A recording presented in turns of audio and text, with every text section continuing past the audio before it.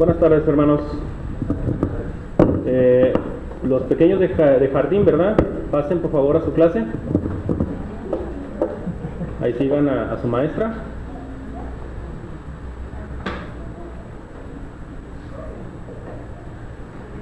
Hermanos,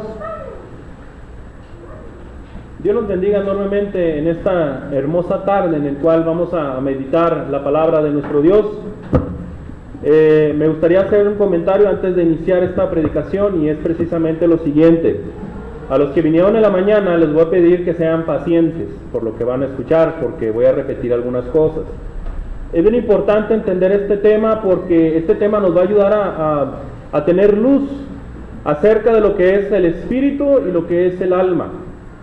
Y precisamente este tema nos ayuda a poder distinguir uno del otro para poder qué hacer o de qué forma concebir la santidad.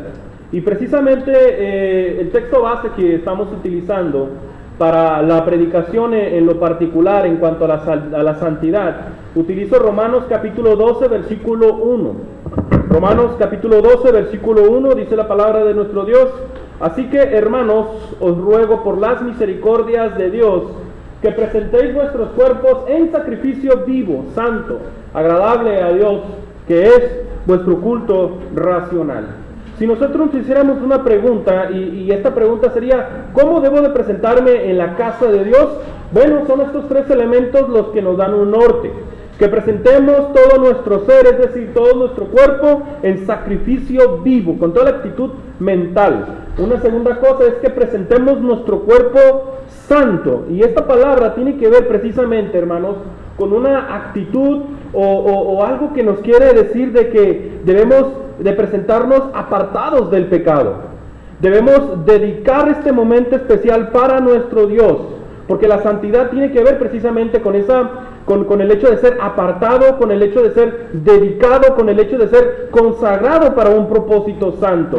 Pero no solamente eso, hermanos, la santidad tiene que ver también con la limpieza espiritual. Entonces es bien importante entender esto, hermanos, porque uno de los textos en el cual recalca o marcadamente se nota la santidad como mandamiento se encuentra ahí en 1 de Pedro capítulo 1, versículo 15 y 16. Sino como aquel que os llamó es santo. Este que os llamó es precisamente nuestro Señor Jesucristo a través del Evangelio. Sed también vosotros santos en toda vuestra manera de vivir. Y si ustedes pueden ver, está resaltado con rojo ahí. ¿Por qué? Porque la santidad no solamente debe encerrarse en estas cuatro paredes. La santidad debe de aplicarse en todo nuestro estilo de vida. ¿Por qué? Porque la santidad debe de ser una forma de ser, debe ser un estilo de vida. Se debe vivir diariamente. Esa actitud dedicada, apartada, limpia y consagrada debe de existir siempre en nuestra vida. ¿Sí? Porque sin santidad nadie podrá ver a Dios. Hermanos, es bien importante entender esto porque, como ustedes han visto, un servidor y el hermano Jesús hemos estado abordando diferentes temas acerca de la santidad. En primer lugar, miramos el tema de la santidad en la vestimenta, y utilizamos la frase que en griego de 1 de Timoteo capítulo 2 versículo 9: katastole kosmio meta aidos kai soprosunes, ropa decorosa con pudor y modestia.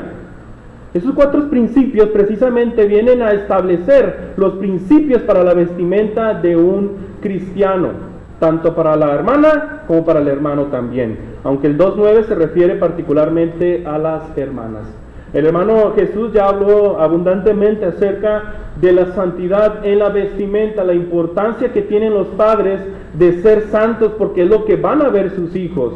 Por eso es bien importante de esta manera, no solamente heredar propiedades, no solamente heredar educación, sino que también buenos valores, buenos principios. Y qué mejores valores y mejores principios que la voluntad de nuestro Dios.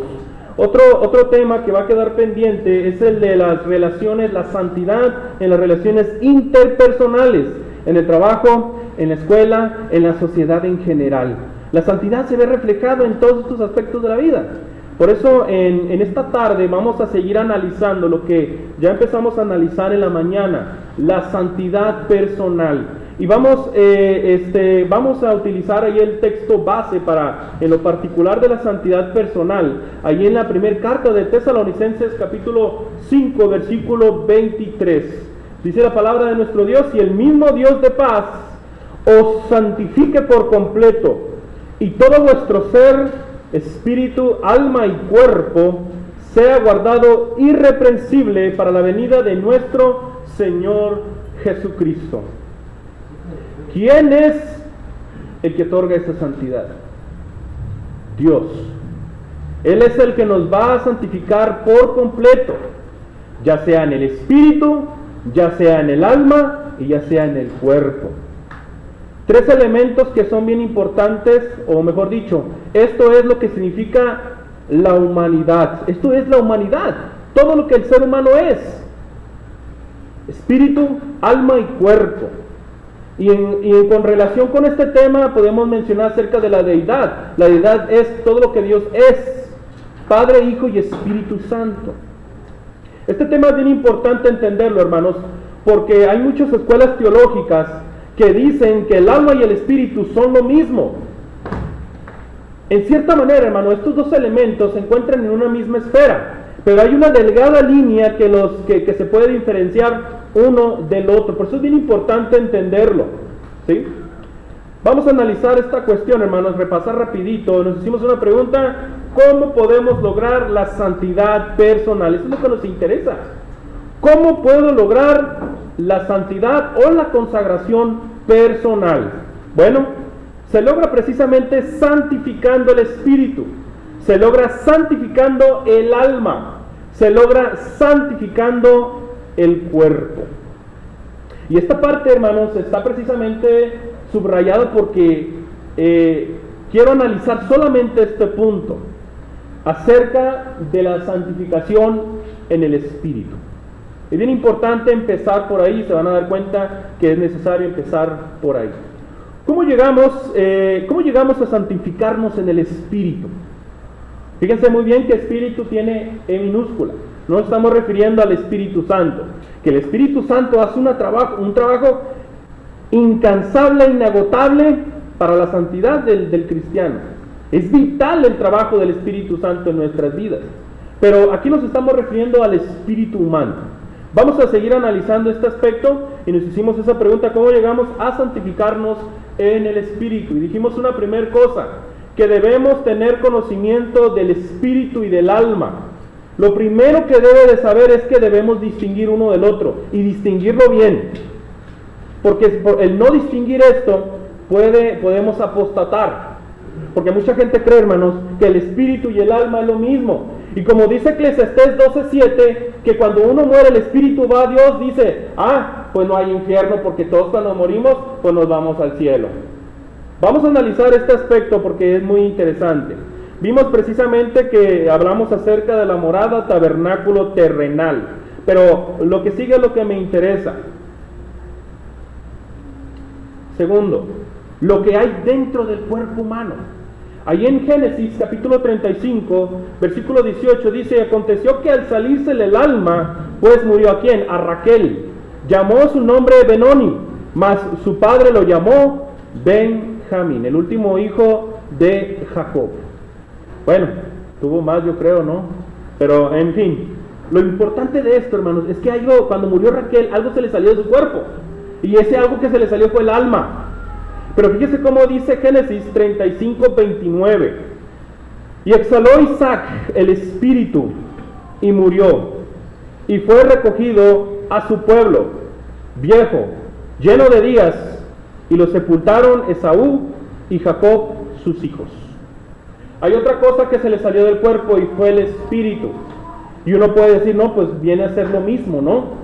Pero lo importante de todo esto, hermanos, es que Primera de Tesalonicenses 5:23 marca una clara diferencia entre uno y otro, porque dice Hebreos 4:12 que la palabra de Dios es como una espada de dos filos que penetra en nuestro interior y que parte el alma y el espíritu, dice, que los parte. Y eso es bien interesante. Hermanos, el concepto de espíritu ya lo mencionamos. Hay algunos sinónimos que hay 9 sinónimos que el diccionario Vine menciona, ¿verdad? Como aliento, hálito, aire, viento, brisa, espíritu, coraje, temperamento y espíritu con E mayúscula, porque se refiere al Espíritu Santo. Cada uno de estos sinónimos tiene una aplicación particular de acuerdo al contexto que se está leyendo. Pero el que nos interesa leer es el de aliento y espíritu, estos dos. Dice en Génesis 1:21, Génesis 1:26, perdón. Entonces dijo Dios, hagamos al hombre a nuestra imagen, conforme a nuestra semejanza. Juan 4:24 dice que Dios es espíritu. Y esto es bien importante entenderlo, porque sabemos que Dios es espíritu, no tiene ni carne ni tiene huesos. ¿Cómo fue que fuimos hechos a imagen y semejanza de Dios? Bueno, pues se refiere precisamente a la parte espiritual, ¿sí? La parte interna del ser humano. Hay algo bien interesante, hermanos, que debemos de mencionar aquí. La palabra espíritu en el hebreo se menciona como ruach, y en griego se menciona o se escribe neuma. Esa fue la palabra que utilizaron los escritores inspirados allí en el Nuevo Testamento, e inclusive en la Septuaginta. La palabra neuma y ruach en hebreo, que significa espíritu. Fíjense muy bien, hermanos, como en la primera carta de Tesalonicenses, capítulo 5, versículo 23, estas fueron las palabritas que utilizaron los escritores inspirados para escribir la palabra espíritu. Aquí la podemos ver. Estos son algunos elementos del alfabeto, que quiere decir a nuestro español neuma, ¿sí? Neuma. Y luego aquí tenemos esta palabrita que quiere decir psuque, o en nuestro español psique. De ahí se derivan un montón de palabras como psicología, que tiene que ver con el estudio de la mente. Porque esta palabrita psique o psuque significa mente. Y para el judío nosotros sabemos que la mente se refiere a ¿qué? Al corazón, es decir, al alma. Y se marcan una diferencia entre uno y el otro. Aquí tenemos soma, que en el griego significa, soma, que es en griego, y en nuestro español significa cuerpos. Hermanos, es bien importante entender esto, porque Juan 4:24 dice que Dios es espíritu, ¿sí? Y los que le adoran, el Padre necesita que aquellos que le adoren lo hagan ¿en qué? En espíritu y en verdad. O sea, el espíritu es la conexión que tenemos con nuestro Dios. Si no estamos bien espiritualmente, ¿cómo vamos a tener una relación con nuestro Dios? Si en la relación con nuestro Dios hay una pared de intermedias llamado pecado, difícilmente, hermanos, nuestra relación y nuestra adoración va a ser apropiada. No dice psique. Aquí tenemos espíritu. Dios es espíritu, neuma. Y aquí tenemos una declinación griega, neumati, que significa precisamente, se refiere al espíritu. Entonces, espíritu con espíritu.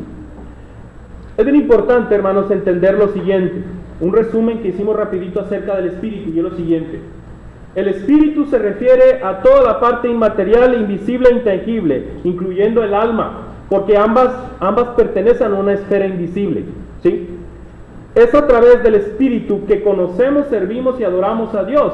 Si ustedes me preguntan qué significa el espíritu, ¿qué es el espíritu? Para cuando alguien llegue y le pregunte cuál es la diferencia entre espíritu y alma, esta es la siguiente. El espíritu es la parte invisible, intangible e inmaterial del ser humano, con el cual conocemos, servimos y adoramos a nuestro Dios, de acuerdo a Juan 4:24. Y el alma se refiere precisamente al asiento en donde se encuentra el intelecto, en donde se encuentran las emociones, en donde se encuentra precisamente la voluntad y la conciencia. Cada uno tiene un enfoque distinto, hermanos, pero pertenecen a una misma esfera espiritual. Imagínense que hagamos por un lado el espíritu y que queramos adorar a Dios de acuerdo a lo que yo solamente estoy pensando, o a lo que yo estoy sintiendo solamente, o voy a hacer y no hacer lo que se me pega a mi gana en cuanto a la adoración a Dios, o de acuerdo a lo que yo tengo en mi mente y saber lo que está bien o lo que está mal. Por eso Juan 4:24 nos dice que Dios es espíritu y los verdaderos adoradores esperan que le adoren en alma y en verdad, ¿dice así? No, dice en espíritu y en verdad. ¿Por qué? Porque el espíritu es el que nos ayuda a tener una relación íntima con Dios. El espíritu, hermanos, es la visión vertical del hombre con Dios. Eso es lo que nos mantiene en esta relación tan especial con nuestro Dios. Y en cambio el alma se refiere a una relación horizontal que tiene el ser humano con las cosas en el mundo. El alma es precisamente eso, hermanos, de tener un pie en el lado espiritual y otro pie en el lado material. Esa es la pequeña diferencia que hay, hermanos. Entonces, hermanos, dijimos una segunda cosa, cómo llegamos a santificarnos en el Espíritu. Y dijimos que debemos tener una vida espiritual en Cristo. ¿Por qué? Porque hay seres espiritualmente muertos, separados de Dios. Y también los hay, hermanos, seres espiritualmente vivos. Ahí en Efesios 2:1 dice, y Él os dio vida a vosotros cuando estabais muertos en vuestros delitos y pecados. Y luego Colosenses 2:13 dice, y a vosotros, estando muertos en pecados y en la incircuncisión de vuestra carne, os dio vida juntamente con Él, perdonándonos todos los pecados. Es decir, la vida espiritual, el secreto de una vida espiritual se encuentra en nuestro Señor Jesucristo. Si espiritualmente estoy muerto, ¿qué debo hacer para estar vivo espiritualmente hablando? Ya lo dijimos en la mañana, Confucio le dijo a sus discípulos que buscaran un camino. El Buda, Siddhartha Gautama, le dijo a sus discípulos que debían buscar la verdad, que siempre buscasen la verdad. Y Mahoma les dice a sus discípulos que debían de encontrar o buscar un propósito en la vida. Jesucristo dice en Juan 14:6, yo soy el camino, la verdad y la vida. Nadie viene al Padre si no es por mí. Él es el vínculo, Él es el camino que hay desde nuestra realidad hasta el trono de nuestro Dios. Por eso es bien importante entender que para una vida espiritual, para tener una santidad en el Espíritu, es primero especialmente, hermanos, tener una relación especial con nuestro Señor Jesucristo. Y teniéndole y obedeciendo el Evangelio es de la manera en la cual, hermanos, podemos tener una vida espiritual aceptable. Ya dijimos que esa clave en Jesucristo es precisamente obedeciendo al Evangelio. Se encuentra en 1 Corintios 15, 3 al 4. La muerte, la sepultura y la resurrección de Jesucristo, que se recrea en nosotros cuando nos bautizamos. ¿Por qué? Porque en ese momento la santidad en el Espíritu empieza en el bautismo. Ahí empieza la santidad en el Espíritu. A partir de ese momento quedamos limpios de todos los pecados, recibimos el perdón de pecados y recibimos el don del Espíritu Santo. Es decir, esa pared intermedia que había entre nosotros y Dios ya fue destruida por nuestro Señor Jesucristo, el cual nos abrió brecha hasta la presencia de nuestro Dios. Por eso es bien importante entender esto. Hermanos, ¿cómo llegamos a santificarnos en el Espíritu? Y aquí fue donde nos quedamos. En tercer lugar, hermanos, debemos tener conciencia del llamamiento santo. ¿Por qué cree, hermano, que nos da pena decir que somos santos? No me vayan a confundir con un santo católico, a lo mejor dicen, ¿va? Pero es que nos da miedo decir en nuestro interior, no es necesario, porque parecía ser como decir que, mira, yo soy santo, se oye muy soberbio, ¿va? Pero en nuestro interior, hermanos, realmente tenemos la conciencia necesaria, el reconocimiento en nuestra vida del llamamiento santo en el cual estamos participando, que en el bautismo ya fuimos santificados. Yo sí le podría, si le preguntase, usted está consagrado en este momento, usted está dedicado a Dios, usted está apartado del pecado, yo creo que lo pensaríamos muchas veces. ¿Por qué? Porque no hemos entendido el concepto de la santidad. La santidad es un mandamiento, hermanos. ¿Cómo voy a poder ser santo, hermano? Si nomás la santidad se reduce en este edificio. Y ya en mi trabajo, en mi escuela, digo groserías, pienso malas cosas. Realmente hago malas cosas fuera en el mundo, en la sociedad. ¿Cómo voy a poder llegar a ser santo si casi 6 días lo paso pecando y nomás el domingo y en unas horas solamente se la dedico a mi Dios? ¿Por qué? Por falta de conciencia del llamamiento santo. Es bien importante entender esto. ¿Por qué? Porque fuimos santificados en el bautismo. 1 Corintios 6:11. Fíjese muy bien cómo dice la palabra de nuestro Dios. Y estos erais algunos, mas ya habéis sido lavados, ya habéis sido santificados, ya habéis sido justificados en el nombre del Señor Jesús y por el Espíritu de nuestro Dios. Ya fuiste bautizado, ya fuiste santificado, hermano. Tu vida a partir de ese momento debe de cambiar, porque la conversión se lleva a cabo en el corazón. Debe haber una transformación en el alma, porque arrepentimiento significa eso, hermano. Cambio de camino, cambio de corazón y cambio de mente. Y a partir de ese momento usted se va a apartar del pecado. O realmente no estuvimos conscientes de lo que estábamos haciendo en las aguas del bautismo. Hermanos, hay otra cosa que debemos de tener presente, y es precisamente porque si santificados, entonces somos santos. Eso es bien importante entenderlo, que su vida debe de cambiar radicalmente, y la santidad debe de ser un estilo de vida. Un estilo de vida. Por eso dice la primera carta de Pedro 1:15-16, que ser santos en toda vuestra manera de vivir, en lo que estoy pensando, en lo que estoy sintiendo, en lo que estoy haciendo, en donde estoy caminando, que esa santidad sea reflejada hacia el mundo, ¿verdad? Hermanos, dice 1 Corintios 1:2, a la iglesia de Dios que está en Corinto, a los santificados en Cristo Jesús, llamados a ser santos con todos los que en cualquier lugar invocan el nombre de nuestro Señor Jesucristo, Señor de ellos y Señor nuestro. ¿Se dan cuenta? ¿Cómo se dirige el apóstol Pablo a una iglesia que era bien pecadora, bien rebelde, y aún así les llama santos? Yo siempre utilizo este texto bíblico, hermanos, cuando estoy evangelizando y le empiezo a decir a la mayoría son católicos a los que les doy el estudio, y cuando les digo que los santos no son los santos como lo maneja la iglesia católica, se me quedan viendo nomás los ojos pelones, así como que, pues los santos eran perseguidos.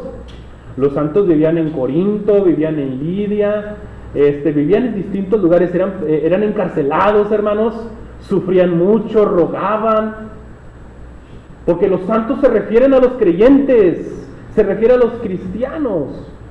Inclusive, hermanos, les utilizo su Biblia latinoamericana, ahí mismo ni siquiera la supieron correr. Ahí aparecen estos textos bíblicos de tal manera.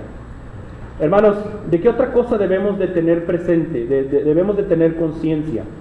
Porque si somos santos, debemos seguir santificándonos.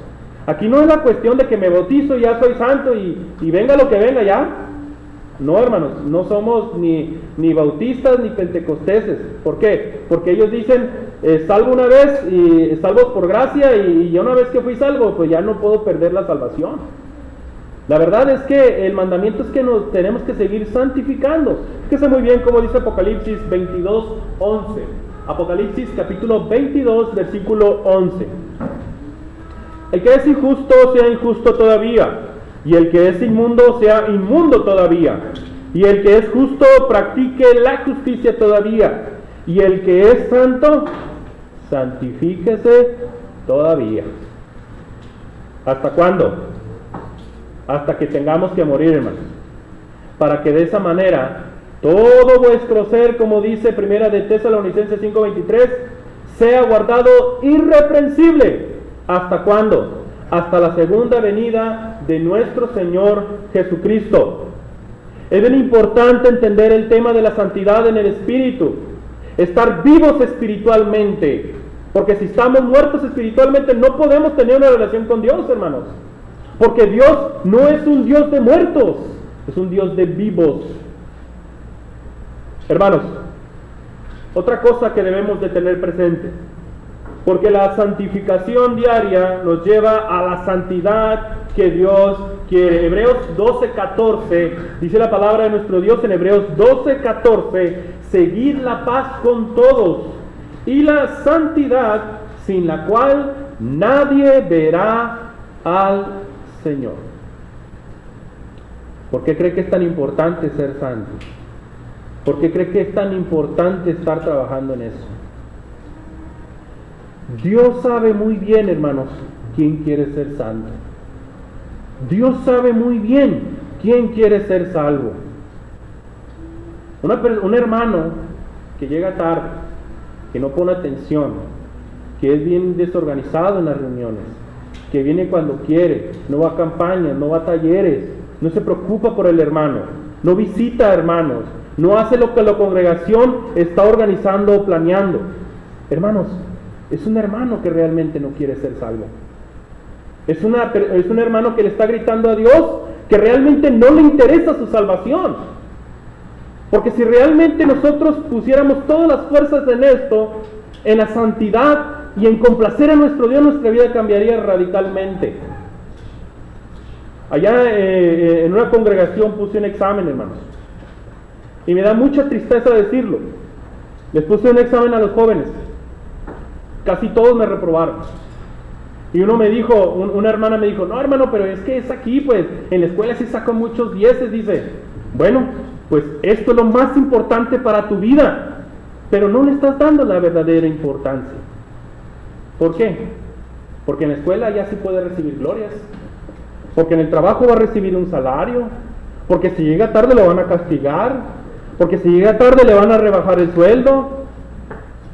Pero cuando se refiere a las cosas de Dios, quieren hacer lo que quieren, y eso no es así, hermanos, porque la relación con Dios es lo más importante para nuestra vida. La pregunta es, hermanos, ¿lo es para usted? ¿La relación con Dios es lo más importante de su vida? ¿No le escucho, hermanos? Amén. Hermanos, en el Antiguo Testamento se nos enseña acerca de la expiación. Y es precisa, la expiación quiere decir cubrir los pecados. Es una limpieza. En el Antiguo Testamento se mataban cientos de animales. El Antiguo Testamento está pintado de sangre sacrificando precisamente esos animales. ¿Para qué? Para momentáneamente cubrir el pecado del pueblo de Dios. Jesucristo es el cumplimiento del Antiguo Testamento. Y ya no fue un cordero cualquiera el que vino y dio su vida. Juan el Bautista le llamaba el Cordero de Dios, que dio la vida por usted y dio la vida por mí. Y cuando nosotros no buscamos la santidad, hermanos, y queremos hacer lo que se nos pega la gana, hermanos, ¿sabe qué está haciendo? ¿Sabe qué estamos haciendo? Estamos pisoteando la sangre de nuestro Señor Jesucristo.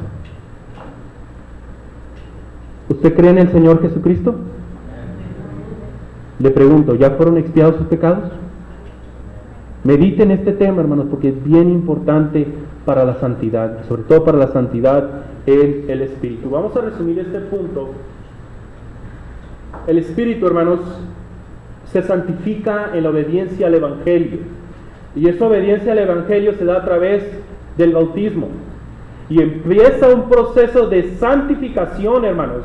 Un camino de santidad que termina precisamente hasta la llegada de nuestro Señor Jesucristo. Es importante saberlo. A partir del bautismo somos santos, es otro punto que debemos de considerar.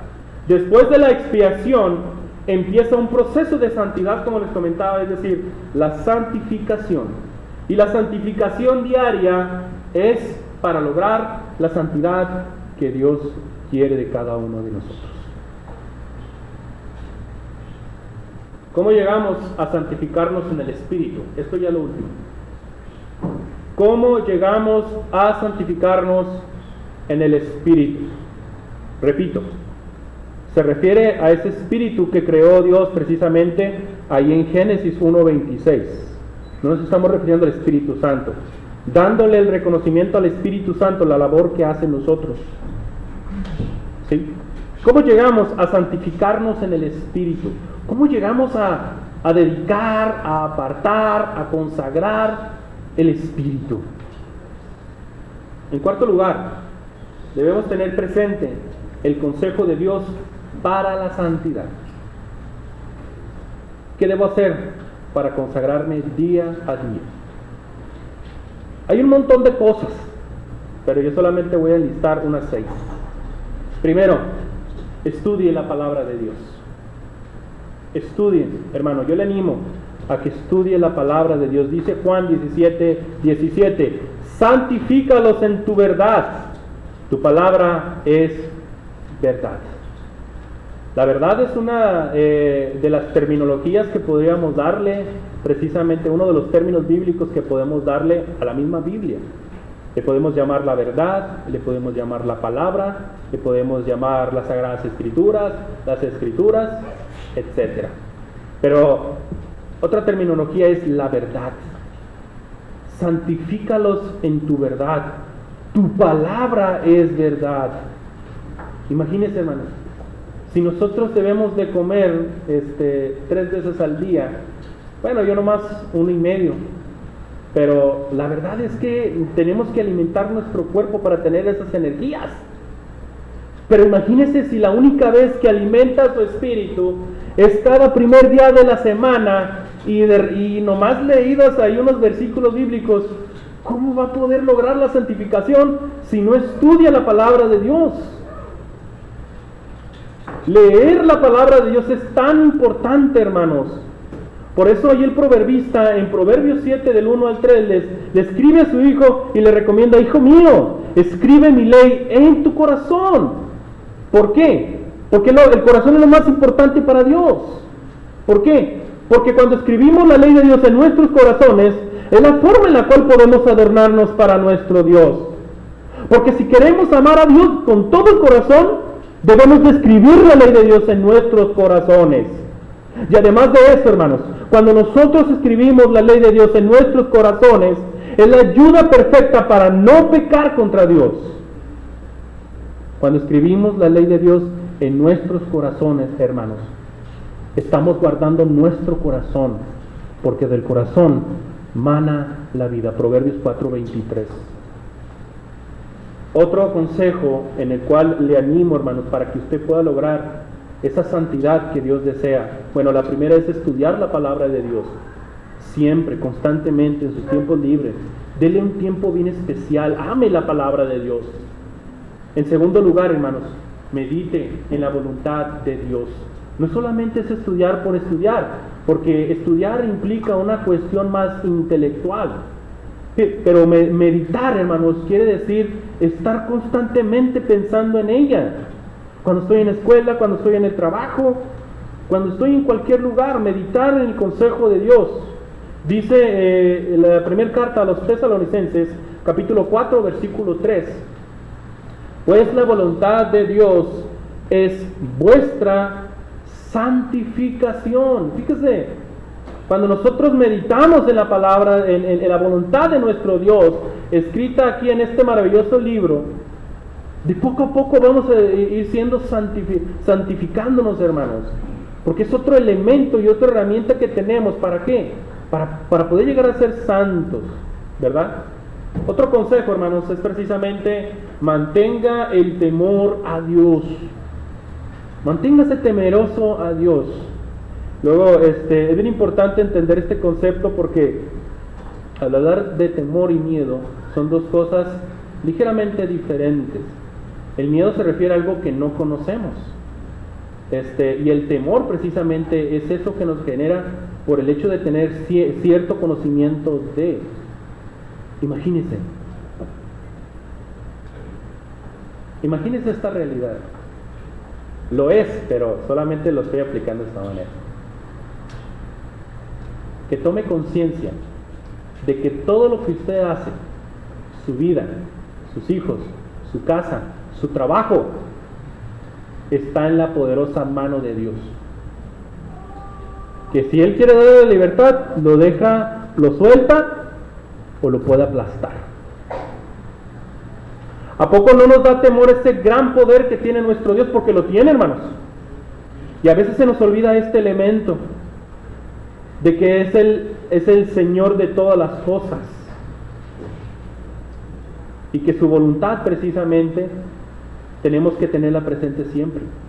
El temor de Dios, ahí en de Corintios, en la segunda carta a los Corintios, capítulo 7, versículo 1, fíjese muy bien cómo dice: así que, amados, puesto que tenemos tales promesas, limpiémonos de toda contaminación de carne y de espíritu. Fíjese, limpiémonos de toda contaminación de carne y de espíritu, perfeccionando la santidad, ¿en dónde? En el temor a Dios. Porque temer a Dios, nosotros lo podemos adquirir en el momento que estudiamos la palabra de Dios y meditamos en su voluntad, de lo que es capaz nuestro Dios. Lo dice el proverbista, que el temor a Dios es el principio ¿de qué? De la sabiduría. Y la sabiduría es el conocimiento aplicado a la vida diaria. Lo que tú sabes, lo vas a aplicar en tu vida. Si tú ya tienes el conocimiento de que Dios es el Señor de todas las cosas, tu vida debe de ser encauzada para llegar a una santidad que Él quiere. Ese es el consejo, hermanos. Otro consejo: mantenga el temor a Dios. Otro elemento importante: no deje de congregarse.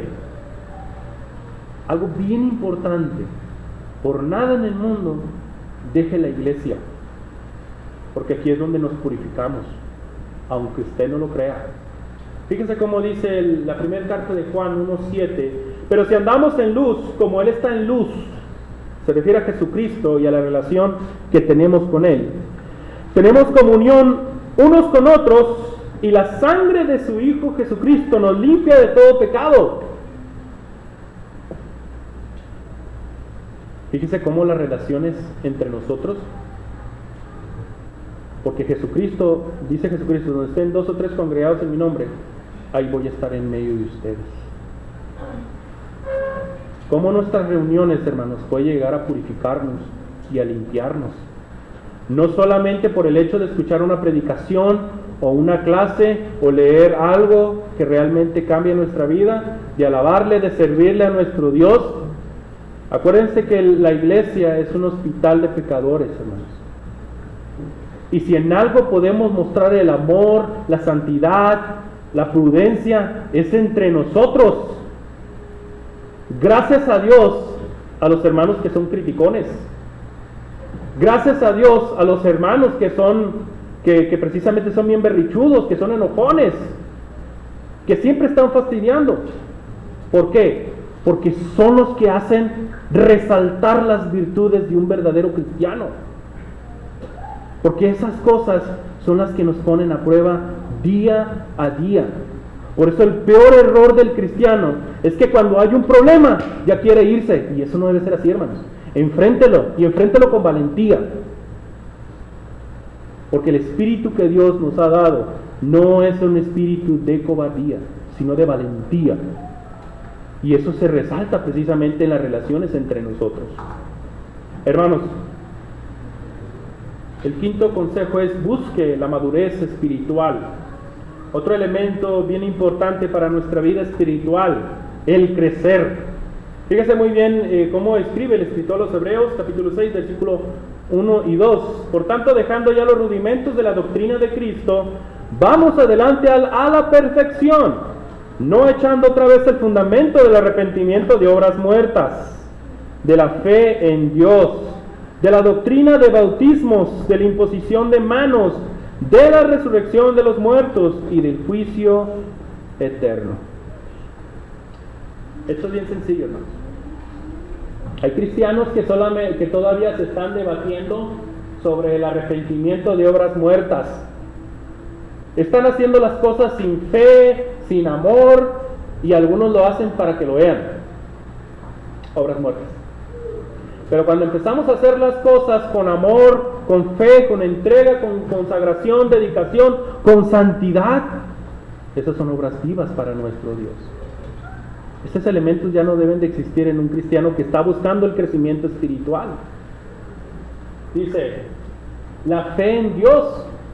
Un cristiano que quiera crecer, hermanos, que busque el crecimiento y la perfección espiritual, cuando le llegan los problemas, cuando le llegan las vicisitudes, cuando le llegan las enfermedades, ya no tiene por qué estar dudando en la fe en Dios, en la certeza, en la convicción en Dios. Si usted está dudando todavía de Dios, puede ser que todavía esté en una infancia espiritual. Otro elemento, la doctrina de bautismos. Esto es bien importante. Cuando llega un pentecostés, un católico o un mormón, cualquier religión, usted debe saber lo que significa el bautismo para usted y saber explicarle muy bien para qué es y por qué es tan importante, inclusive fundamentárselo bíblicamente. Usted ya no debe de estar batallando por este tema del bautismo, ni tampoco de la imposición de manos, que ya no sucede en nuestros tiempos, de la resurrección de los muertos y del juicio eterno. Temas que en su mente ya no debería estar batallando. ¿Para qué? Para llegar a esa perfección que Dios quiere. La madurez espiritual también es un requisito, hermanos. Y ya por último, el consejo que le puedo dar, hermanos: haga de la santidad un estilo de vida. Que la santidad sea su forma de ser. ¿Por qué? Porque vosotros sois la luz del mundo. La pregunta es, hermanos, ¿lo somos? ¿Somos la luz del mundo, hermanos? Amén. ¿Es la luz de su vecino, de su familiar, con sus compañeros en la escuela, en su trabajo? Mediten este tema de la santidad, hermanos, porque nos ayuda a que precisamente nuestra vida cambie y sea mejor ante nuestro Dios. Viva en obediencia a los principios de Dios, aborrezca el pecado y resista la tentación, rechace al mundo y sus múltiples ofertas. En otras palabras, el que ama a Dios vive en santidad. Hermanos, hemos concluido el tema de la santidad personal, o mejor dicho, la santidad en el Espíritu.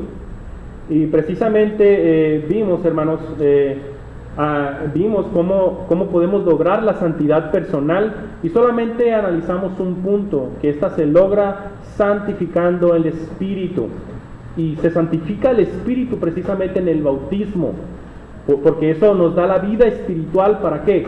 Porque acuérdense que el Espíritu se refiere a esa visión vertical que tiene el ser humano con Dios. Y esa santidad del Espíritu es gracias a nuestro Señor Jesucristo. Hermanos, nos hicimos la pregunta precisamente cómo llegamos a santificarnos en el Espíritu, y dijimos precisamente que debemos de tener conocimiento del Espíritu y del alma, que debemos de tener vida espiritual en Cristo, que debemos de tener conciencia del llamamiento santo, y que debemos de tener presente siempre el consejo de Dios para nuestra vida. Bueno, hermanos, este es el tema que les tenía preparado. Espero que haya sido de bendición para todos ustedes. Recuerden lo que dice Primera de Tesalonicenses, capítulo 5, versículo 23.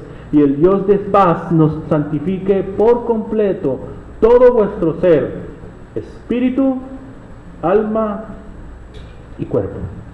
Eso quiere decir, hermanos, que nos faltan dos temas. La santificación en el alma. Ese está tremendo, porque habla de un montón de cosas que nos suceden día a día. Bueno, hermanos, que Dios les bendiga enormemente.